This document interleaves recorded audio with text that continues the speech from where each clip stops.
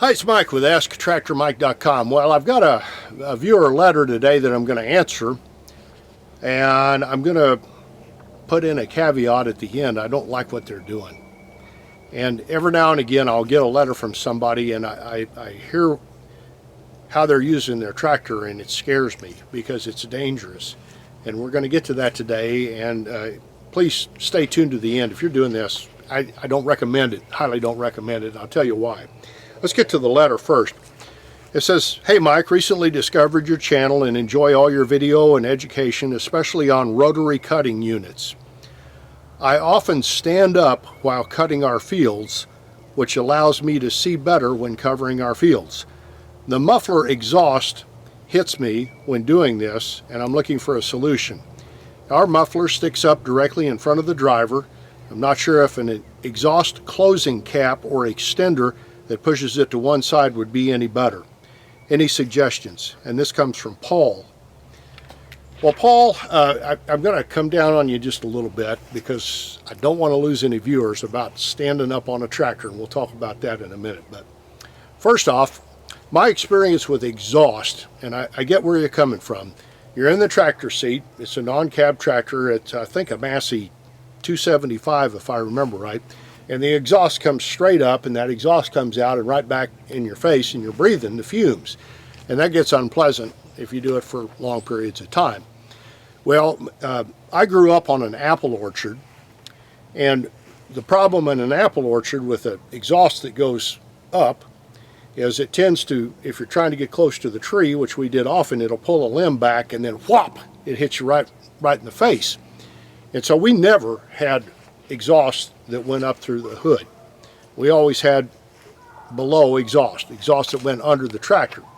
Now the disadvantage of that, if you've got a hayride or something, or you haul people around on a trailer, they're going to breathe that exhaust. But we always had under hood exhaust. And so, Paul, you can get, or you could have gotten, I think, when that tractor was new, a kit to put the exhaust down below. And then you just go to a muffler shop and have them build you some pipe to go under and put your muffler down under the belly of the tractor. Now, if you're brush hogging and you're brush hogging heavy material, that could get damaged under there. That's a disadvantage. But if you don't like breathing the exhaust, that's probably the best thing to do. Now, let's talk about where the exhaust comes out and how you can change it. First off, if you've got an exhaust pipe that sticks up and there's no cover over it and the pipe is open, well, rainwater is going to come right down in that and go down in your engine, and that's not going to end well. So if you don't have a rain cap on it, you know, and they've got them that the flapper that flaps open when your engine is running, and just almost all your farm equipment dealerships stock those, or you can order them online, just a flapper that opens up when your engine is running. If you don't have one of those, get it. I don't think that's going to change where the exhaust goes. I think you're still going to be breathing it if you're sitting on the tractor seat.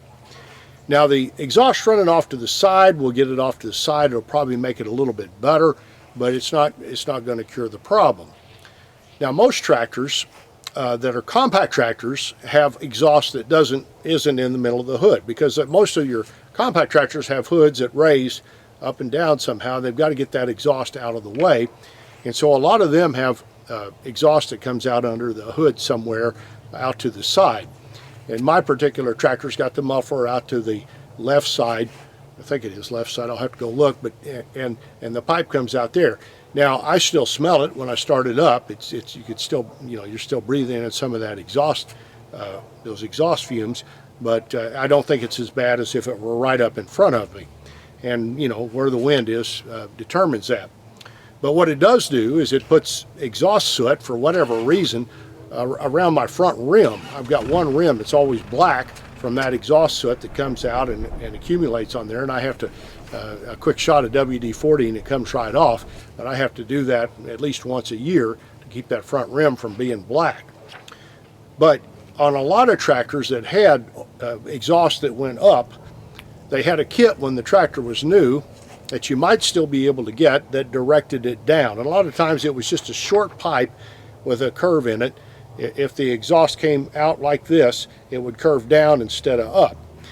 And then you had to go to your muffler shop and get the pipes to go underneath it. And once in a while, the manufacturer would offer an under-hood exhaust kit that had all of that. Now, in Paul's case, AGCO has an online lookup for all parts on all AGCO, Massey Ferguson, White, Oliver tractors. They're all on there on AGCO's website, and I'll put a link where you can click on it, and if you'll enter your model number, and if they offered an under-hood exhaust for your tractor, Paul, you can go there and possibly order it. And if it's not available from them, maybe if you put that part number in your search on your browser, you'll find somebody that's got one laying around. Now, finally, on a lot of tractors, the way to get the exhaust down was just to turn the manifold over.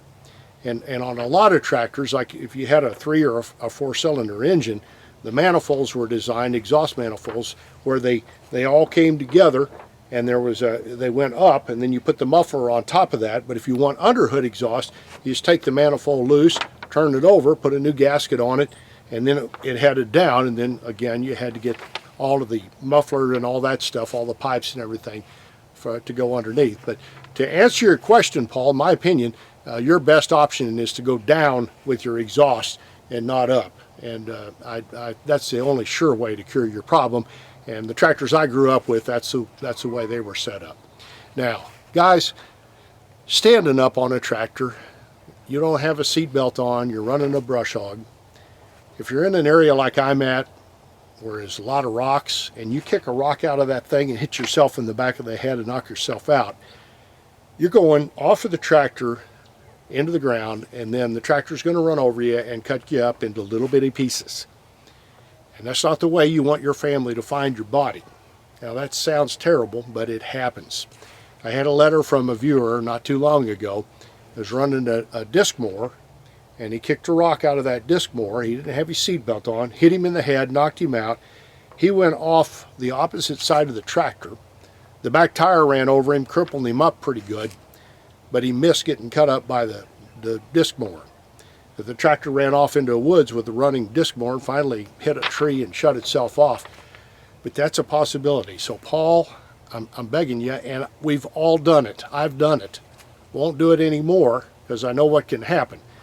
But if you're in a rocky area, and even if you're not, if you hit something you don't know is out in that field and it hits you in the back of the head and knocks you out, you're going down, and that bush hog's not going to stop when it runs over you. So I don't want to scare you, and I don't want to get gross, but I don't want to lose any viewers. So Paul, sit down, buckle the seatbelt when you're bush hogging.